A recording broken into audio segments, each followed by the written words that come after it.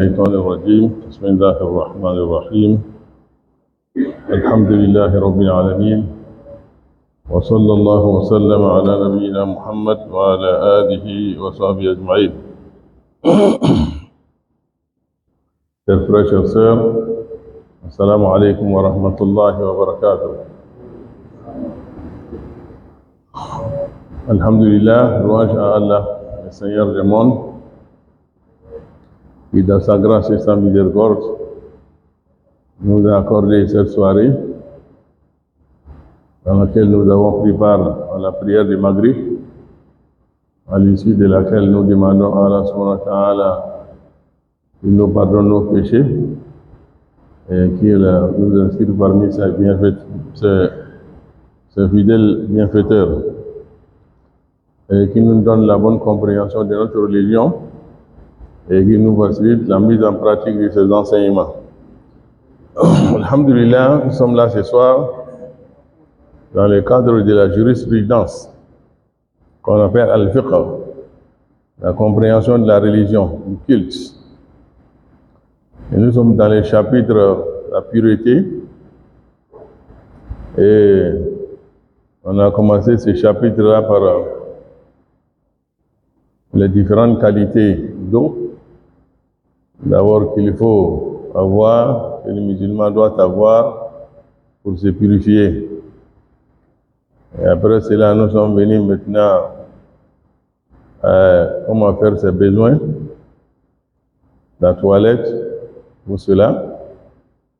Et après cela, nous sommes arrivés au chapitre de l'ablution, la petite ablution. Et nous progressons comme ça. Et alhamdulillah, en parlant de la petite ablution, après avoir donné la définition, nous avons donné les causes qui rendent obligatoire l'ablution et les causes facultatives. Alhamdulillah Rabbil Alamin. Chers frères, chers sœurs, après avoir parcouru cette phase, la phase des causes, il y a un complément d'enseignement sur la petite ablution que nous allons donner avant de progresser vers le chapitre de la grande ablution qu'on appelle les bains rituels ou bien les lavages rituels. Comme complément d'enseignement concernant la petite ablution que nous faisons quotidiennement avant de prier, il faut savoir qu'en faisant l'ablution, si on est au dehors, on peut parler, on peut communiquer. Et en faisant l'ablution, la parole est permise. Parler de bonnes choses pendant l'ablution. Hein? Voilà. Le silence n'est pas obligatoire. Parce qu'on voit que quand certaines personnes font l'ablution, ils ne parlent pas. Alors, si la parole est nécessaire, il faut parler. Il faut donner des indications, il faut parler de certaines choses pendant l'ablution. Hein? Ça, c'est possible. Voilà, alhamdulillah. Ça, c'est la première remarque. La deuxième remarque sur la petite ablution, il faut savoir qu'on voit souvent certaines personnes, quand ils font l'ablution, en lavant chaque membre, ils récitent quelque chose, une prière. En lavant les deux mains, ils récitent quelque chose. Sur la bouche, il dit quelque chose, les narines. Pour chaque membre, il y a une prière qu'il fait. Alors, il faut dire que cette prière n'a aucune mention authentique. Il n'y a pas de prière à dire, à part le fait de dire au début Bismillah. Ah, voilà, Bismillah au départ. Et jusqu'à la fin, il n'y a pas de prière à dire. C'est à la fin. On dit Ashhadu an la ilaha illallah wahdahu la sharika lah wa ashhadu anna Muhammadan abduhu wa rasuluh. Allahumma ij'alni minat tawwabin wa ij'alni minal mutatahhirin. Ah, voilà ce qu'il faut dire à la fin de l'ablution. C'est tout. Ah, voilà. Qu'Allah nous donne Inch'Allah. Donc il ne faut pas compliquer ce qui est facile. Et ensuite, comme remarque concernant la petite ablution, Lorsque vous êtes en train de faire le lavage, on dit, le lavage commence de 1 fois à 3 fois. Maintenant, vous voulez aller jusqu'à 3. Sinon, pendant la petite ablution, là, on peut faire le lavage des membres 1 fois. Mais comme on n'est pas sûr que cette seule fois-là est suffisante pour couvrir la partie à laver, donc on va jusqu'à 3. On ne s'arrête pas à 2, on va à 3, à un nombre impair. Maintenant, celui qui doute sur le nombre, j'ai fait combien de fois? 2 fois ou bien 3 fois? Je suis dans la 2e fois ou bien dans la 3e, il y a un doute. Donc il faut prendre le petit nombre, comme c'est dans la prière, si vous doutez sur le nombre des rakats, on prend le moins, le minimum. Donc si c'est entre 2 et 3, il faut prendre 2. Donc fais comme si tu étais dans la 2e fois, et maintenant tu fais le 3e lavage. C'est comme ça. Lorsqu'il y a doute entre 2 nombres, il faut prendre toujours le petit nombre. Donc j'ai doute entre 2e et 3e, tu es sûr que 2e là c'est le plus petit, il faut prendre ça. Donc il faut faire la 3e. Tu doutes entre 3, est-ce que c'est 3e ou bien c'est 4e, tu doutes. Est-ce que je n'ai pas ajouté? C'est arrivé, fais la 4e. Parce que tu doutes, est-ce que ça c'est 3e? Voilà, donc voilà un peu comment on gère cette situation-là lorsqu'on doute sur le nombre de fois relativement concernant le lavage des membres. Et ensuite également, ce qu'il faut retenir pendant la petite ablution, ça c'est concernant nos mamans, nos sœurs, qui ont l'habitude d'appliquer des vernis, de se couvrir les ongles avec des vernis ou bien avec d'autres astuces, accessoires de beauté. Voilà, l'islam n'interdit pas, comment on appelle, le fait de se faire belle. L'islam, au contraire, Dieu est beau. Le message nous dit que Dieu est beau et il aime la beauté. Voilà, mais il y a certaines choses qu'il ne faut pas utiliser pendant la quête de cette beauté. Pour la musulmane, surtout pour la musulmane, il faut faire attention. On peut se colorer les ongles avec les henné, les henné là, que nos mamans mettent là, ça c'est les astuces traditionnelles.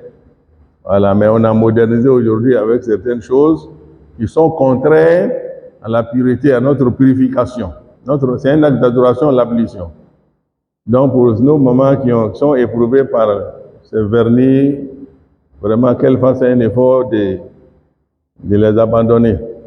Parce que lorsque une partie qu'on doit laver est couverte avec ce genre de choses-là, ça empêche l'eau d'arriver à la peau, à notre peau.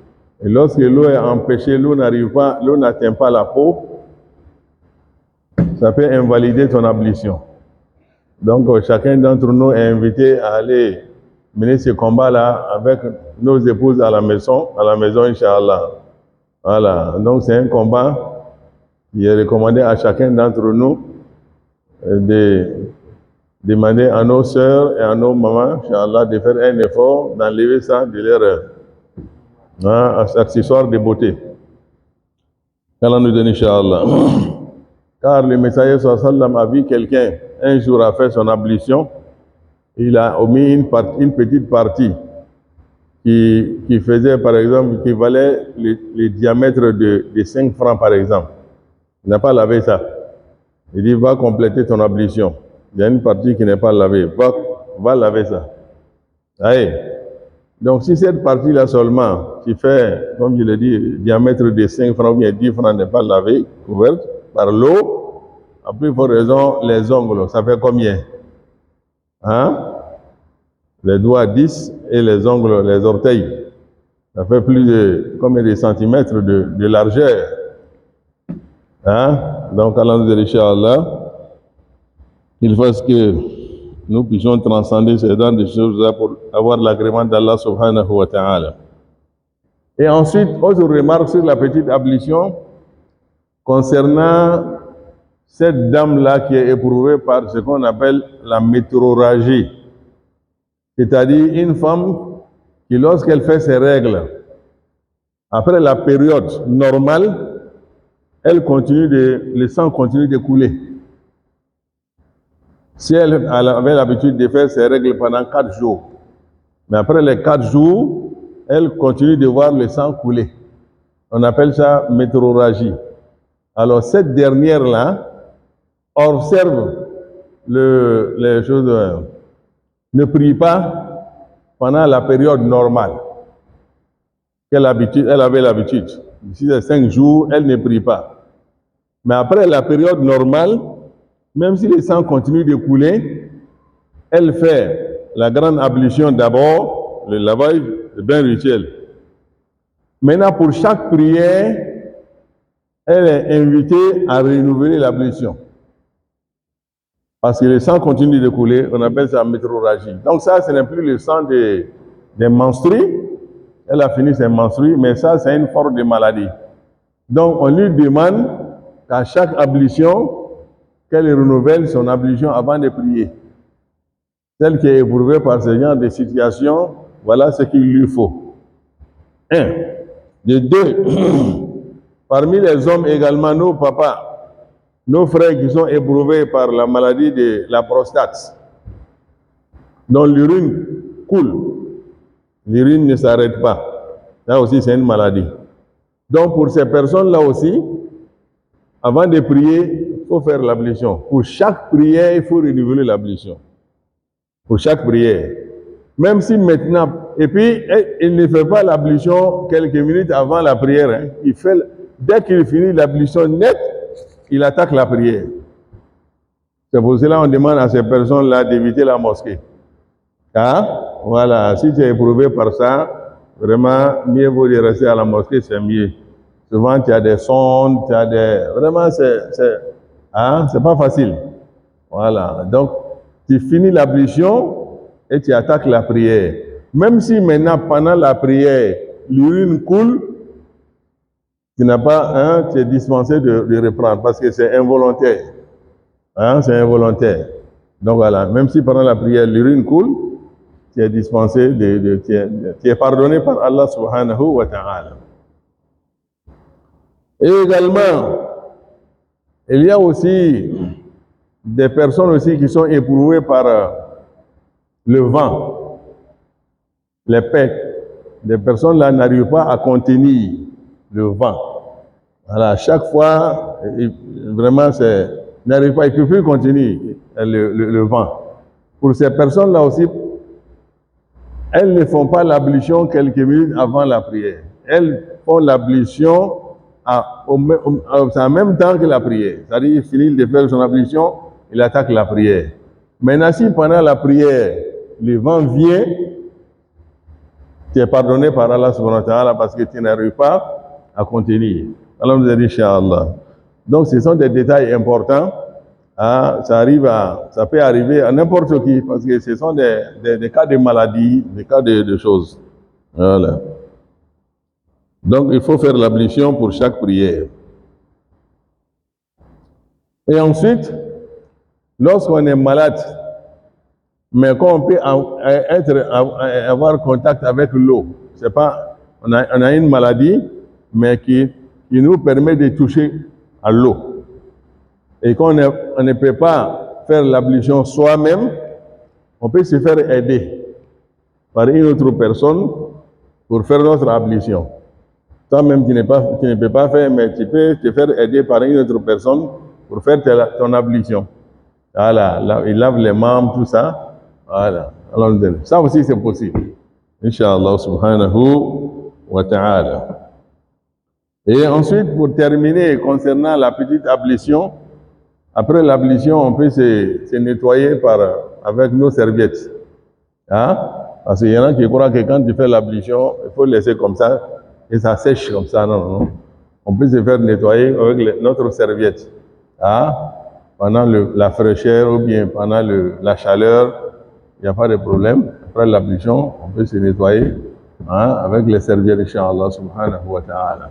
Parce que le plus important, c'est le lavage. que tu as fait, c'est un acte d'adoration. Le corps est déjà lavé, alhamdulillah. Chers frères, chères sœurs, donc voilà un peu quelques détails relatifs à la petite ablution qu'on voulait donner comme complément. Maintenant, on vient à notre sujet du jour, il y a la grande ablution, qu'on appelle al-ghusl, les lavages rituels. Voilà.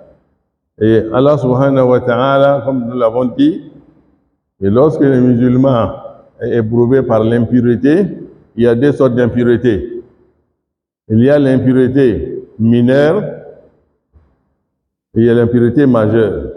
L'impureté mineure est corrigée ou bien est réparée avec la petite ablution. Voilà. Mais quant à l'impureté majeure, qu'est-ce qu'il faut? Lorsque ça survient, qu'est-ce qu'il faut pour se purifier? Donc là, il faut se laver, il faut faire les bains, les lavages rituels, chers frères, chères sœurs. Donc c'est cela que nous allons voir, Inch'Allah, subhanahu wa ta'ala. Premièrement, la définition. Et ensuite, les causes qui rendent obligatoire ces lavages. Nous allons voir ces causes-là aujourd'hui, Inch'Allah. Et avec le temps, il y a d'autres choses à dire. Premièrement, ces lavages-là, il s'agit d'un lavage général du corps. Voilà, les bains rituels là, il s'agit de généraliser tout le corps avec les lavages. Parce que la petite ablution, ce sont des parties qu'on sélectionne pour laver. Mais la grande ablution, c'est le lavage de tout le corps, sans exception. Voilà. Et Allah subhanahu wa ta'ala a institué cela dans le Coran, dans un verset, la sourate Al-Ma'ida, sourate 6, verset 43, où Dieu nous dit « Wa in kuntum junuban fatahharu » Dieu nous dit dans ce verset, si vous êtes en état d'impureté majeure, purifiez-vous. Et cette purification-là, c'est fait à travers un lavage que le message sallam nous a enseigné. Et c'est notre mère Aïcha qui a été témoin de cela, qui nous a rapporté comment le message sallam faisait ce lavage-là. Parce qu'ils avaient l'habitude de se laver ensemble. Donc c'est elle qui nous a rapporté comment sallam se purifiait de l'impureté majeure. Donc Dieu nous dit dans ce verset, wa in kuntum junuban fatahharu. Et lorsque vous êtes éprouvé par l'impureté majeure, purifiez-vous. Ça veut dire lavez-vous. Allah nous dit Inch'Allah.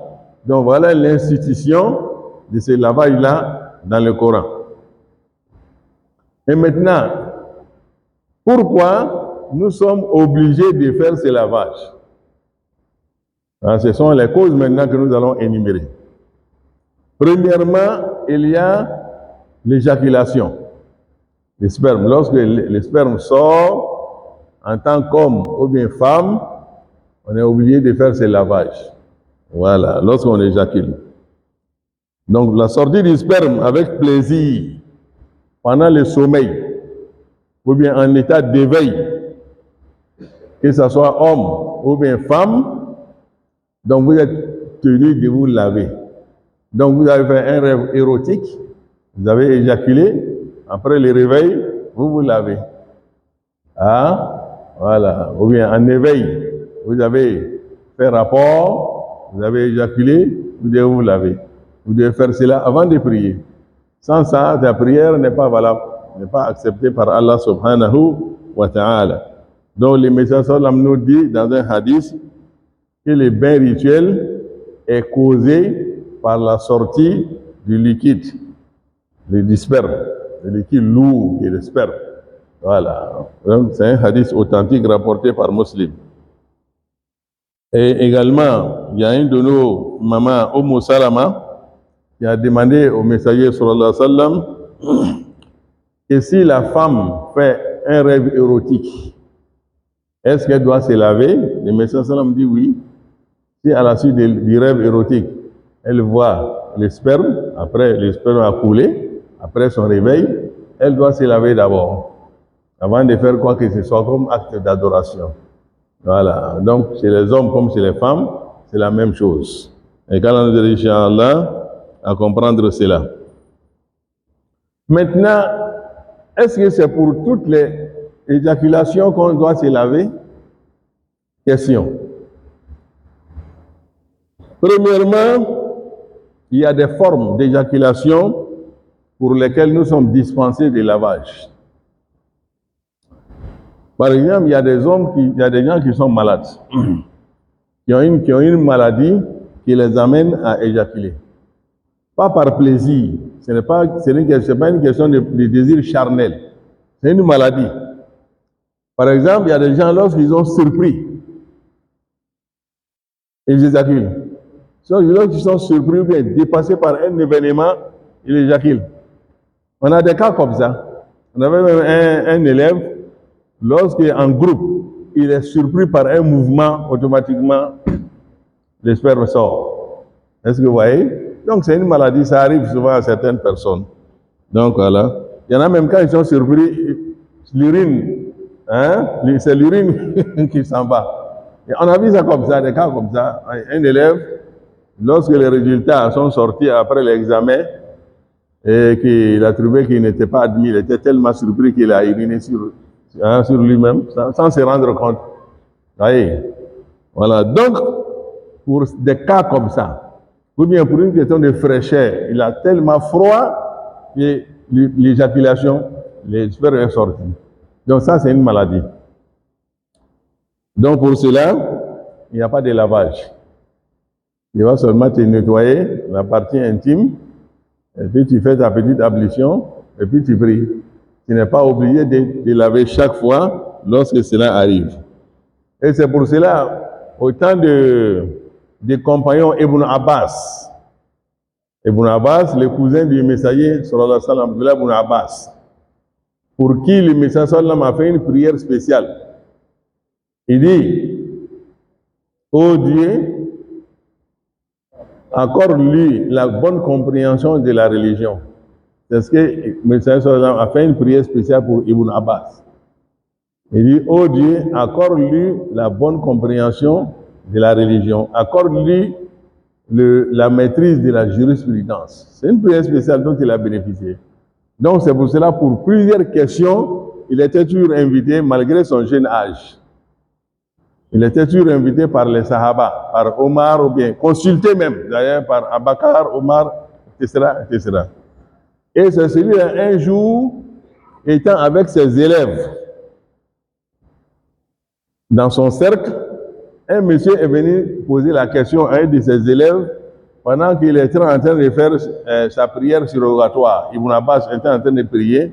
Un monsieur vient demander à ses élèves, poser la question de savoir, pour une question qui est éprouvée par l'éjaculation constante, qu'est-ce que cette personne-là doit faire, comme lui son cas. Ils lui ont dit, nous on ne trouve pas de solution sauf le lavage. Il faut toujours te laver avant de prier. Et Ibn Abbas, quand il a entendu ça, il a précipité les 2 rakats, il a dit salam alaikum. Il dit, faites venir le monsieur, dites-lui de venir. Lorsqu'il est venu, il dit, est-ce que quand tu éjacules, tu fais ça avec plaisir? Il dit, non, ça arrive comme ça me surprend. Voilà. Il dit, c'est de façon involontaire. Il dit, pour ça, il n'y a pas de lavage, il faut faire la petite ablution. Voilà. Donc, ce sont des détails.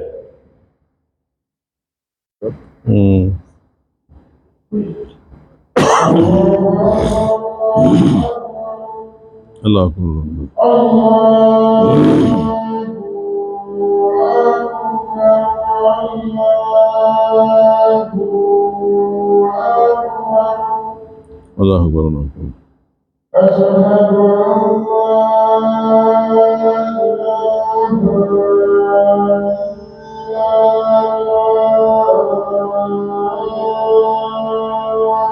أشهد أن لا إله إلا الله. أشهد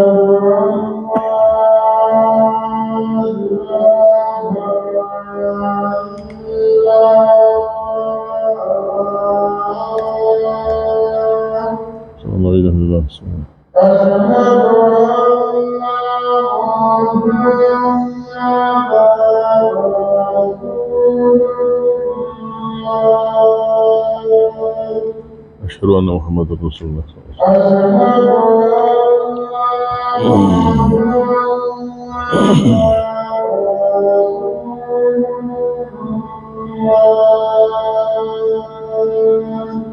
أشهد أن محمد رسول الله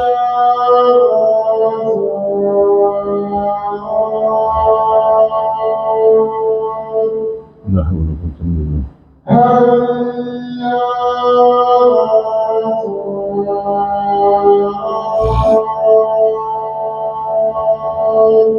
ولا قوة إلا بالله لا حول ولا قوة إلا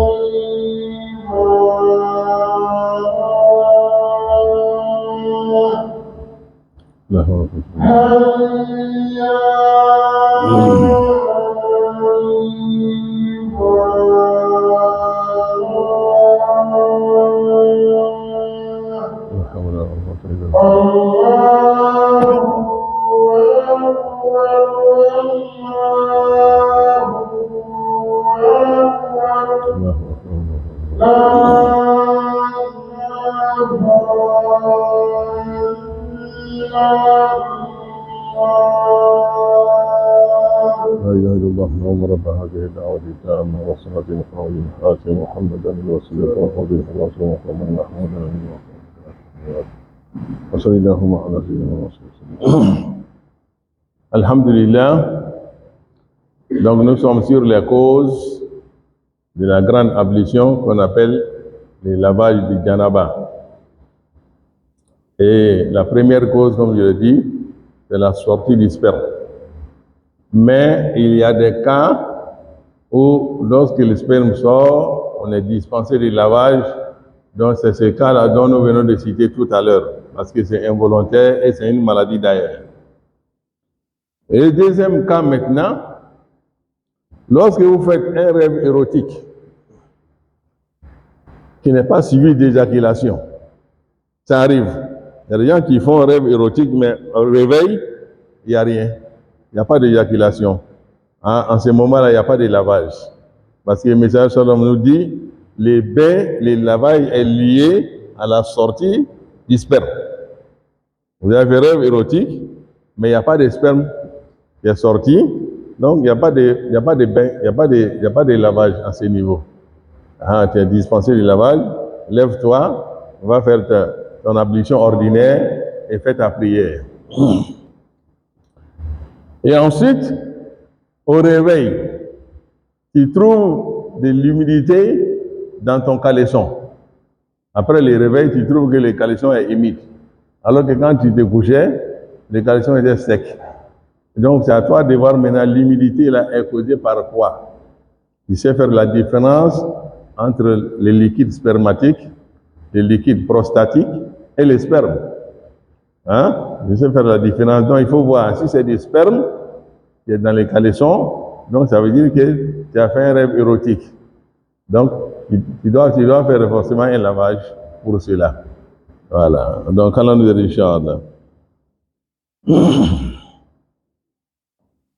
Ou bien, vous voyez un jour du sperme sec sur votre habit et vous ne vous rendez pas compte du moment où vous avez fait les rêves érotiques.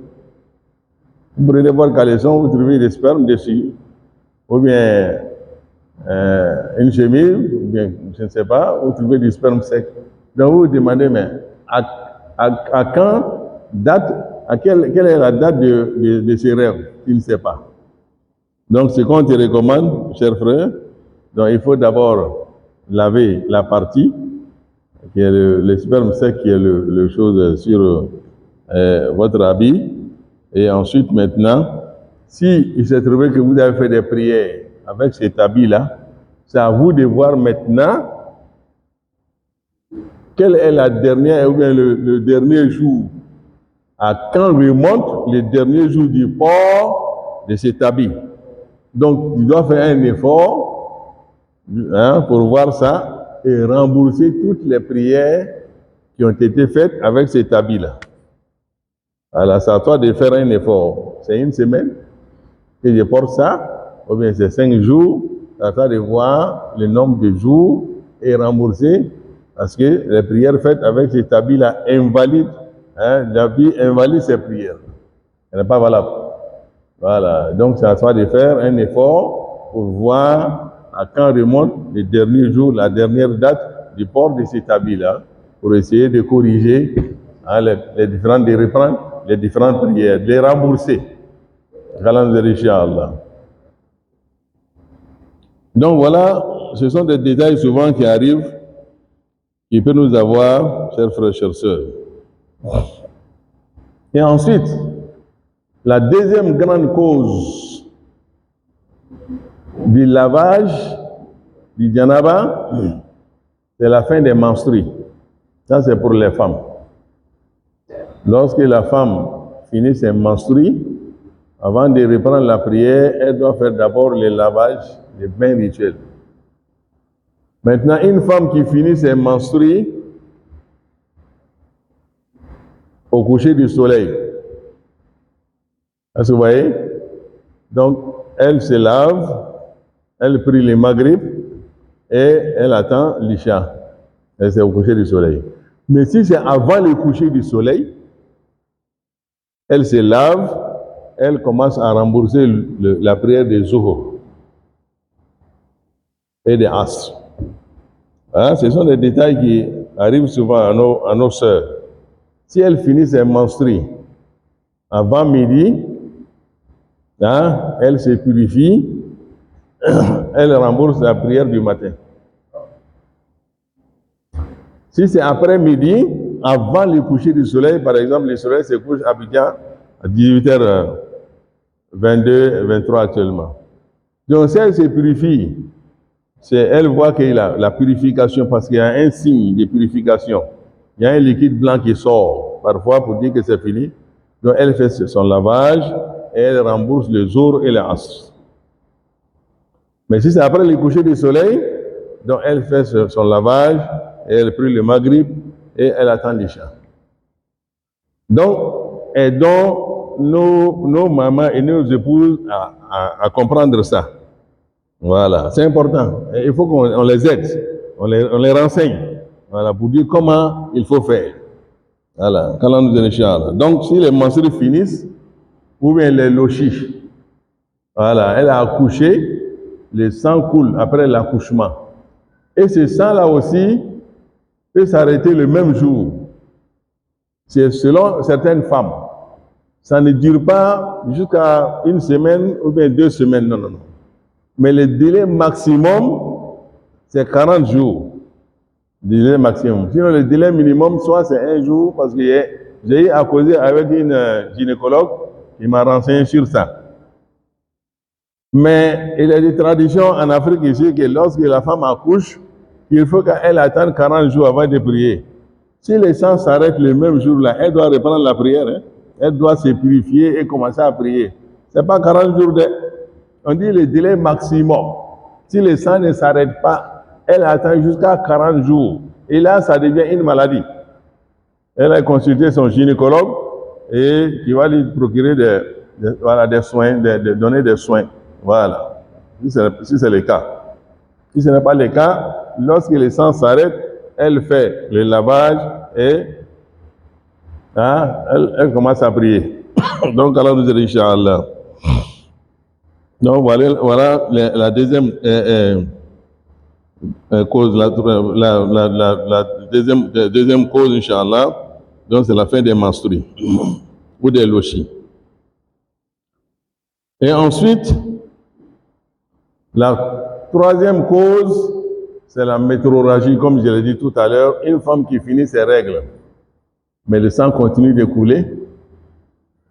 Donc, elle fait le bain, le lavage rituel à la fin des menstrues, et elle continue maintenant de faire la petite ablution pour les prières à venir, les prières canoniques. Il y a aussi parmi les causes la rencontre des 2 parties de circoncision, la rencontre des 2 parties génitaux, c'est-à-dire vous avez voulu, ou bien vous avez décidé de faire les rapports. Il y a eu contact entre les deux sexes. Il y a eu contact. Mais le rapport n'est pas allé jusqu'au bout. Il n'y a pas eu d'éjaculation. Mais avec ce contact-là, vous devez faire le bain rituel avant de prier. Voilà. Hein? Peut-être, je ne sais pas quel événement a interrompu un événement malheureux, bien sûr, qui peut interrompre cette partie. Alors, monsieur n'a pas pu aller jusqu'au bout, mais il y a eu contact entre les deux. Le message sallam nous dit, c'est un message qui est clair. Il dit, il dit que lorsque les deux sexes, les deux appareils génitaux se rencontrent, il y a contact, même s'il n'y a pas éjaculation, il y a lavage. Voilà, vous êtes souillé, impurité majeure, donc vous devez vous laver avant de prier. Voilà, Inch'Allah. Et ensuite, il y a aussi la conversion. Quelqu'un qui s'est converti, est aussi tenu de faire les bains, les grands lavages. Donc, on lui indique comment il faut faire. On ne va pas les laver, voilà, parce qu'on a vu des cas comme ça où c'est des grandes personnes qui vont... Non, on ne les déshabille pas. On lui dit, si tu vas dans la toilette, voilà comment il faut procéder. Voilà, tu te purifies comme ça et puis tu viens. Voilà. Et ensuite même, il est invité à se coiffer, le converti. Il est invité à se raser ou bien vraiment, s'il se rase, c'est mieux. Parce que c'est le message sallam qui a recommandé cela à un converti. Qu'il aille se purifier, se laver et qu'il enlève les mauvais cheveux là. Voilà, qu'il enlève ça, après la conversion. Et pour terminer avec les causes, il y a la mort. Quand on donne longue vie, lorsque les musulmans meurent, on doit les laver et avant de l'accompagner dans la démarche de transition. Voilà, donc voilà un peu les causes que nous retenons pour le bain, les grands lavages. Donc il y a, comme je l'ai dit, la sortie du sperme. Il y a ensuite le contact entre les deux appareils génitaux. Il y a ensuite la fin des menstrues et des lochis. Il y a aussi la météorragie. Il y a aussi la conversion et la mort. Vous voyez? Donc retenez ça. Un jour, je vais vous surprendre. Je vais vous poser la question, professeur, est-ce que tu te rappelles de... Donc apprêtez-vous, ça va venir, Inch'Allah. Inch'Allah.